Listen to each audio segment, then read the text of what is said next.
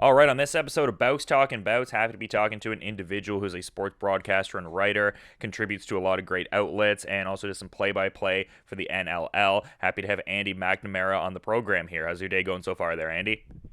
Pretty good, brother. How are you? Oh, I'm doing great. I noticed you're getting a lot of great guests on the old Twitch show, though. You had Conrad Thompson on the other day. So I'm wondering if there's any, dream interviews you have that you'd like to get out there on Twitch. Oh, well, you know what? I got, hopefully in the next couple weeks, Diamond Dallas Page is going to come on. So that would be, I've talked to DDP a couple times over the years, so that'd be cool. I'm working on trying to get Jim Ross, who, JR is that's my guy. Like, that's when I was a kid, and you kind of pattern yourself. If you're going into broadcasting, usually have an individual or two. For me, it was Jim Ross and Joe Bowen, who calls the Toronto Maple Leafs games, as my kind of, okay, this is the type of style, storytelling, that type of thing. So to get to talk to Jim Ross would be really cool. Yeah, for sure, and I imagine he inspires you in some of the efforts that you do in your own pro wrestling commentary. I've noticed you've done some commentary on some of the different Chinlock shows. Yeah, man. Oh, absolutely. And the wrestling ones are so fun. Like doing the day gig, the TSN radio and TV stuff is amazing, and love it and all that. But the wrestling is a cool release. That's where you get to have fun. You get to be a little silly. You get to be a character, right? And even on the normal radio or TV side, like any good wrestler, you're always kind of an amped up character of yourself. But there, you can really be a good guy or a bad guy. And what I admire most about Jim Ross is not the stunner, not the over the top stuff, the storytelling. That's what I feel is missing a lot from today's wrestling commentary. The storytelling ability, the fact that, remember back to some of the classic moments, right? Cactus Jack comes out as Mick Foley. If the audience doesn't believe it, Triple H sold it, but JR sold it. And to have that power, to have that ability to tell the story, to share that with the audience and really build the storyline of any event around it is so cool. So that's what I like to take away from Jim Ross's uncanny ability to do that. Yeah, that's a great assessment. I think what Jim's been doing with AEW lately is indicative of that too. I think just kind of underpins the team in the best possible way and just sort of leads the broadcast in a big way. But I've noticed you've done a couple of those Chinlock shows, like I said, you had the one where you got to meet Ricky the Dragon Steamboat, and then obviously I saw you at the recent Chinlock 5 show. I'm wondering, is there a learning curve between these shows? Do you compartmentalize them as separate broadcasting experiences, or does each, I guess, successive broadcast, is it informed by what you've done prior? Is there a learning curve to it, or? That's a great question, Dylan. Now, actually, funny enough, with the Chinlock shows, I actually know Jan Murphy and CJ Felony going back about a decade. There was a previous incarnation of indie wrestling in Kingston called OCW, Ontario Championship Wrestling. And so, long story short, with that, I knew at the time I was doing some Rogers TV stuff up in the Durham region area. And a couple of the producers there were hooked up with some of the Cogeco guys in Kingston. And they were like, hey, man, we know you're a wrestling fan. You do play-by-play. You want to come down and do wrestling? I'm like, hell yeah, that would be great. So I got to meet Jan and CJ about 10 years ago in OCW and really start to kind of build it back there. We had, I'm looking right now, the season, OCW season 1, we got a whole season out of it. It was 12 shows. It was really cool. And be able to build off of that. So then there was a long lull in between, and now Chinlock's around, which is just a tremendous, just a beyond what OCW ever could be. It's just absolutely phenomenal. But yeah, it's you kind of, I try to take it as, all right, what storylines are carrying over from the previous show? What makes sense?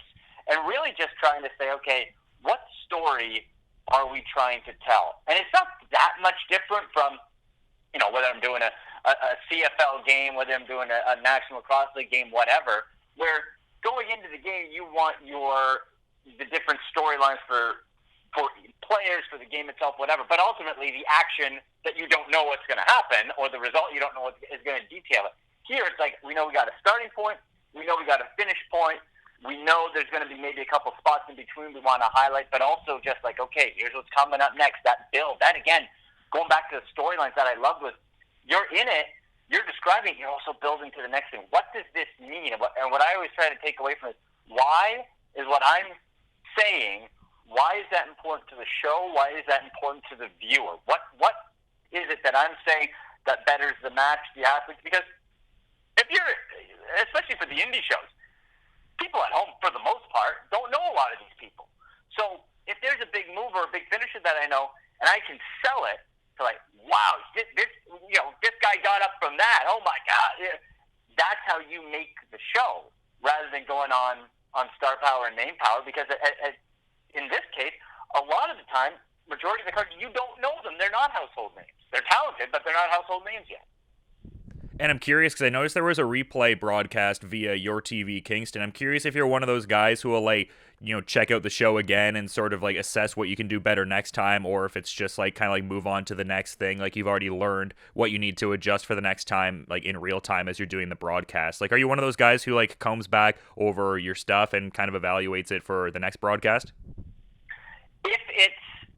If for something like this, I try to as much as I can. Depends on what. If I'm doing a string of radio, I'm doing 5 radio shows in a week, I'm probably not going to go back and listen to all 5 types of things. But if there's something that I feel either I did really well or how did that sound, and go back and listen to it.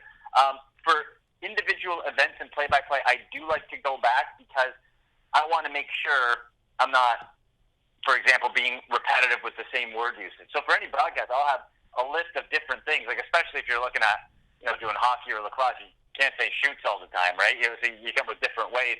So I want to go back and just kind of hear that. Okay, I thought that was good, but am I saying things differently? Am I making it interesting? How's my inflection? That type of thing. So I do try to go back and watch it, especially for the wrestling. I just like watching it again, right? And it gives you a different light as well to watch it from the camera angles compared to what you were seeing. Yeah, and it seems like you're pretty heavy in the Oshawa sports scene in general. I saw the throwback to the Durham Lords broadcast and also all the Oshawa General stuff there. So it seems like you rep Oshawa pretty hard. As a longtime Oshawa guy, I definitely respect that. Oh, thanks, man. Yeah, oh, boy. Well, I started in 2005. So long story short with that, I went to Durham College for accounting and business administration. I always had the interest in broadcasting. Worked in a law firm in downtown Toronto. Hated it. Picture whatever the stereotype, boring, awful accounting law firm, the boringest stuff is. It was that. And so I saw an ad for the National Institute of Broadcasting. I remember this. I can see in my mind's eye the paper. So you saw the ad, well, hell, I don't want to do this forever. So took night courses, all that, while doing the 9 to 5 commuting from then Pickering, where I grew up, to downtown Toronto. And then took the course, and turns out Durham College had just opened a radio internet station the year after I graduated. And so I got the demo together, which was very, very raw, and contacted the station manager. Like, hey, man, you know what? I just went here. I'm a big sports guy. Have this. He's like, you know what? Let's give you a shot. Did a tryout. They loved it. I'm still real good friends with the old program manager there to this day.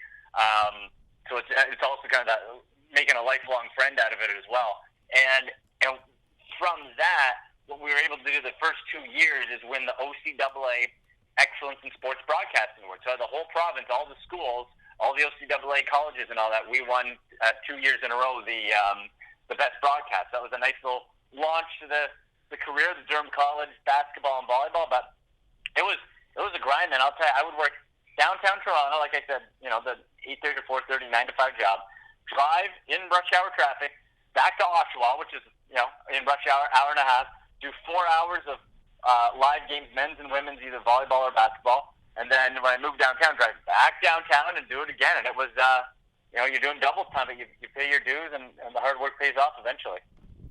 Yeah, absolutely. And I'm kind of curious to ask this from just my perspective as a broadcaster too. Has there been any broadcasting endeavor you've gotten into where you don't necessarily have the most comprehensive working knowledge of it? For instance, for me, I did a roller derby thing when I was living in northern Alberta, and I'm not the biggest roller derby aficionado necessarily. I don't have the most thorough knowledge of it. So was there any kind of similar instance for you in your broadcasting efforts? That's awesome. It might be something like you said, wow, this is cool, but I don't know anything about it. Yeah, and that's what. Yeah, exactly.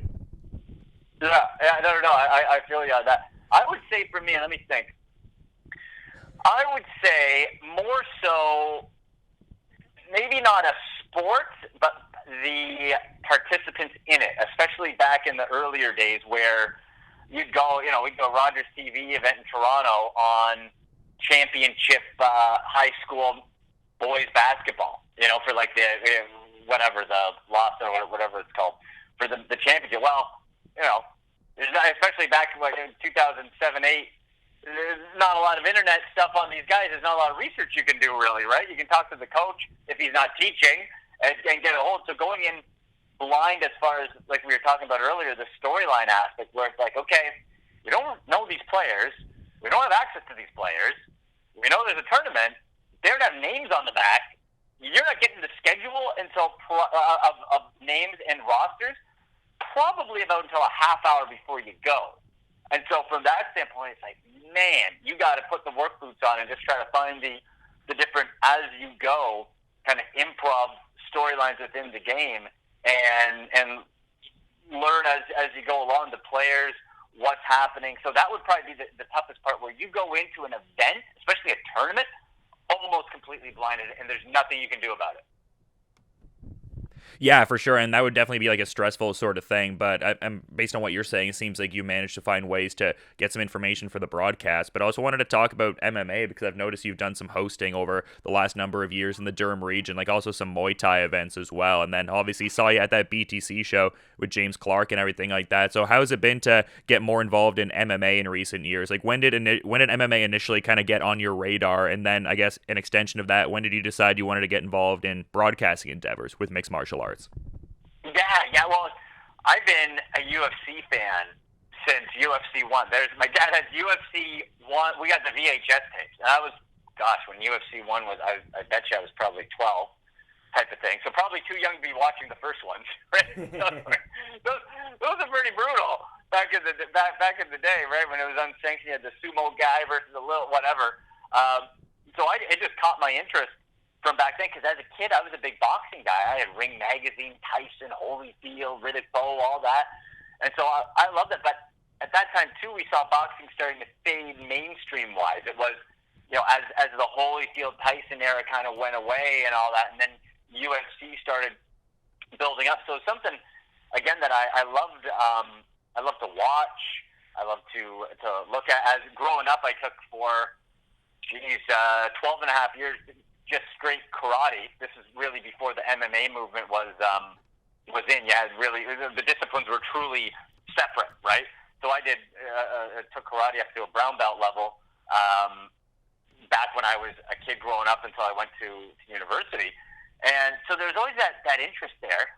And then funny enough, through Chris, who was the station manager at Durham College, who gave me my first break in the business, knew Brad De Silva, who was running this MMA show a couple years ago, and was like, "Hey man, you want to do ring announcing?" I'm like, "Yeah, that sounds awesome. I've never done it." So maybe to your point, that's another thing.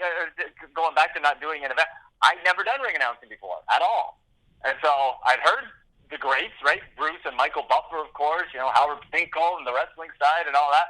And so you kind of try to make it your own. So that was a ton of fun. And then, I'd never actually been to a live mixed martial arts event, truly like in a cage. The one I did was more kickboxing-ish back a couple of years ago. So I'd never actually been to a live MMA event. That's why with the James Clark, the Suplex Kid, with BTC, I thought, man, you know what? This is again kind of like Seth and Brad. They're like, hey, with TSN, do you want to do some social videos? Do you want to look? I'm like, yeah, let's do it. And it was fascinating, from seeing the hands being taped to how the fighters get ready, just that calm, that quiet. Afterwards, the celebrations, people coming down to the ring and all that. It was awesome. Yeah, man, it was a great night for sure. And I actually, in doing like some background for this interview, I actually found there was an Australian MMA fighter who's named Andy McNamara. So maybe someone to get on the Twitch stream eventually. That's a great idea. Is he any good?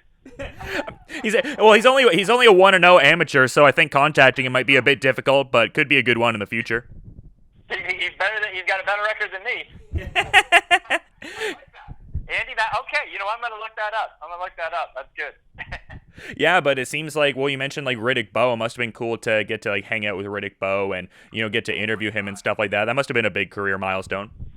Oh, yeah. So in the summertime's so interesting in sports radio because, especially if the Jays, even if they are good, there's not a lot going on. It's pretty much Blue Jays and the Argos, and if they're both bad, whew, that's a lot of time to fill on the air. So you look for other things and people in town. So I got to interview in person George Chuvalo, who my dad was a huge fan of, Canadian boxing legend.